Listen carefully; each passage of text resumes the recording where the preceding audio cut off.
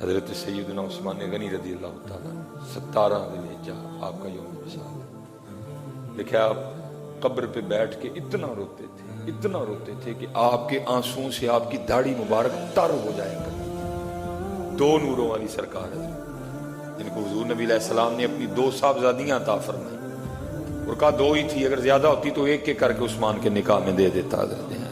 اتنی شانوں والے صحابی، یہ وہ صحابی ہیں جنہوں نے نبی علیہ السلام سے جنت خریدی باقاعدہ۔ یہ وہ شانوں والے صحابی ہیں، اگر کوئی معاملہ ہوتا تو محبوب علیہ السلام حضرت عثمان کے پاس بھیجا کرتے تھے، جاؤ عثمان کے پاس۔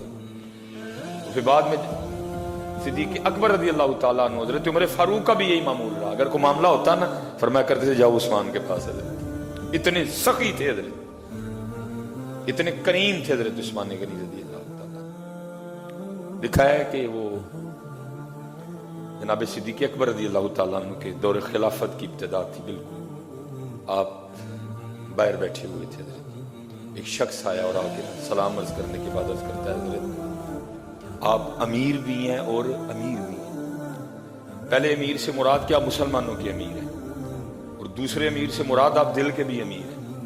بعض دفعہ لوگ امیر تو ہوتے ہیں دل کے امیر نہیں ہوتے ہیں۔ ہمیشہ حضرت اللہ سے دعا کرنا، یا اللہ مال بھی دینا، پھر اس کو خرچ کرنے کی توفیق بھی دینا حضرت۔ مال بڑے بڑے لوگوں کے پاس ہے، خرچ کرنے کی توفیق نہیں ہے حضرت سب کے پاس۔ رو پڑتے ہیں لوگ جب اللہ کے راستے میں خرچ کرنے کی بات۔ ہمیشہ اللہ سے دعا کرنا، یا اللہ مال بھی دینا لیکن اس کو خرچ کرنے کی توفیق بھی دینا۔ آپ صدیق اکبر امیر بھی تھے اور امیر بھی تھے۔ میں وہ شخص عرض کرتا ہے حضور میں کوئی عادی مانگنے والا نہیں، ایک تاجر ہوں، شام سے تعلق ہے، بس کچھ حالات اس طرح کے بنے کہ پاس ہی کچھ نہیں رہا، میں نے کسی کے پاس جانا مناسب نہیں سمجھا، آپ کی بارگاہ میں حاضر ہوا ہوں، مجھے خالی نہ لوٹائیے گا۔ لیکن صدیق اکبر رضی اللہ تعالیٰ نے اس شخص کا ہاتھ پکڑا تو اندر لے گئے۔ باہر سے حضرت جی گھر بڑا بہترین تھا، لیکن جب اندر گئے تو شامی بزرگ کہتے ہیں کہ چارپائی تو دور کی بات ہے، اندر ایک پھٹی چٹائی بیٹھی تھی، خود بھی اس پہ بیٹھ گئے اور مجھے بھی بٹھایا۔ میرے گھر میں تو خود بیٹھنے کے لیے چارپائی بھی نہیں ہے۔ حضرت جی یہ تھی ریاست مدینہ۔ کہا اس طرح کر تو عثمان کے پاس چلا جا۔ وہ شامی کہتے ہیں جب میں اٹھا نا تو میں نے جناب صدیق اکبر رضی اللہ تعالیٰ عنہ کی بارگاہ میں عرض کی کہ وہاں جا کے بتاؤں کہ مجھے حضرت ابوبکر نے بھیجا ہے۔ آپ نے فرمایا تجھے کہنے کی نوبت ہی نہیں، چلا جا۔ اب وہ شامی بزرگ کہتے ہیں جب میں حضرت عثمان غنی رضی اللہ تعالیٰ عنہ کے گھر پہنچا نا تو اب وہاں جا کے کیا سنتا ہوں، آپ اپنی بیوی اور بچوں کی تربیت فرما رہے ہیں، اور کیا کہہ رہے ہیں، یہ تم دودھ میں شہد ڈال کے کیوں پیتے ہو؟ خبردار آج کے بعد دونوں کو اکٹھا نہ کرنا، اگر شہد پینا ہے تو صرف شہد پیو، اگر دودھ پینا ہے تو صرف دودھ پیو، خبردار آج کے بعد دونوں کو اکٹھا نہ کیا جائے۔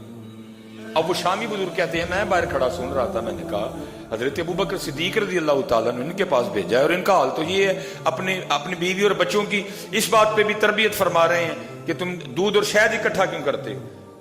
اگر دودھ پینا ہے تو اکٹھا علیحدہ پیو، تنہا پیو، شہد نہ ڈالو، اور اگر شہد پینا ہے تو دودھ نہ ساتھ ملاؤ، اکیلے پیو، مجھے کیا دیں گے؟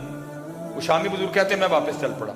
اتنی دیر میں حضرت عثمان غنی رضی اللہ تعالیٰ عنہ اپنے کاشان مبارک سے باہر تشریف لائے۔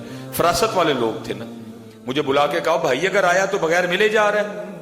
کہتے میں واپس آیا، آ کے میں نے سلام عرض کی، سلام کا جواب بھی مرحمت فرمایا، ساتھ مسکرائے بھی، اور مسکرانے کی وجہ یہ تھی کہ سلام کے جواب دینے سے ان کو پتہ چل گیا کہ میرے محبوب کا امتی ہے، میرے محبوب کا امتی ہے۔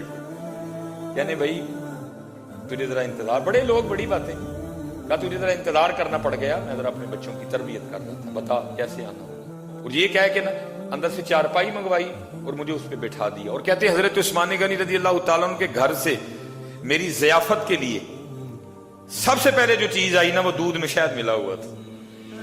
کہتے اس کے بعد جو آیا وہ کھجوروں کا حلوہ آیا، مجھے کھلا کے پلا کے پھر پوچھتے ہیں بھائی کیسے آنا ہوا؟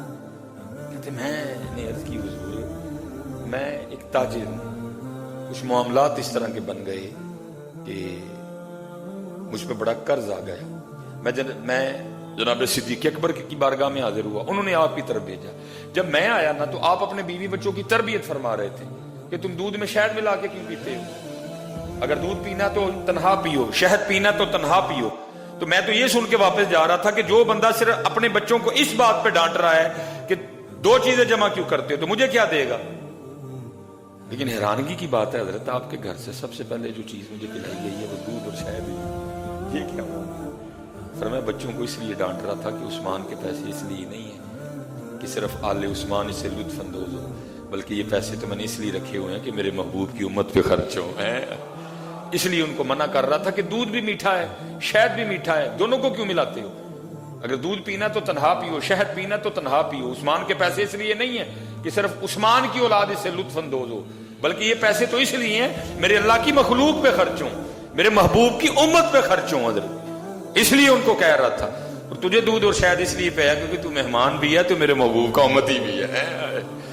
अच्छा, कहते मैंने अब अपना मामला आगे बताया भी नहीं। फरमाने लगे वो 2 ऊंट मैंने तेरे लिए तैयार की, सामान भी है, पैसे भी रखवा दिए, साथ तेरे और तेरे बच्चों के कपड़े भी हैं, जा लेता जा। और मैंने उसमें ना 4000 दिरहम भी रखवाए। तो मैं बड़ा हैरान हुआ, तो मैं तो थोड़े मांगने आया था, हजरत ने इतने ज्यादा अता फरमा दी है। अच्छा, कहते मैं जब निकलने लगा ना, फिर दिल में ख्याल आया कि माल तो मेरा है, लेकिन जो ऊंट है अब इनके बारे में नहीं पता कि इनका क्या करना है। कहते मैं फिर वापस आया, मैंने इसकी हुजूर माल तो मेरा है, तो इन ऊँटों का क्या करना है, वापस करने आने। तो मुस्कुरा के फरमान लेंगे ऊँट भी दे रही है, ऊँट भी दे रही है।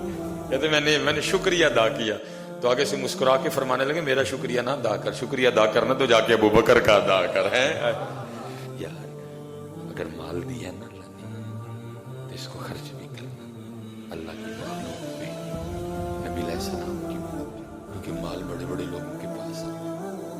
खर्च की तौफीक नहीं, अल्लाह से तौफीक मांगना। तो मैं तो अक्सर क्या करता हूँ, मीरो वो तुम्हारे लिए तो यारी बड़ी सौखी है, हम गरीबों के लिए तो बड़ी औखी है। हम तो रोजे रखेंगे, मुजादे करेंगे, सारी सारी रात शब बेदारियां करेंगे, फिर भी पता नहीं यारी लगेगी कि नहीं लगेगी। लेकिन मेरे महबूब ने फरमाया अस्सखी हबीबुल्लाह, सखी अल्लाह का दोस्त है। तुम्हें तो अल्लाह ने कमाल दे दिया, तुम पता नहीं क्या कर रहे हो। तो मैं भी इसको पकड़ पकड़ के रख रहे हो। तो यारी लगाओ इसको अल्लाह के रास्ते पे खर्च करके, अल्लाह और अल्लाह के रसूल के लिए। तुम्हारे लिए तो बड़ी आसान कर दी रब अल्लाह और अल्लाह के रसूल ने। यहां तो जान जाएगी फिर भी पता नहीं दोस्ती लगेगी कि नहीं लगेगी। फरमाया सखी हबीबुल्लाह, सखी दोस्त है अल्लाह का, लगाओ अल्लाह से दोस्ती यार। अगर माल दी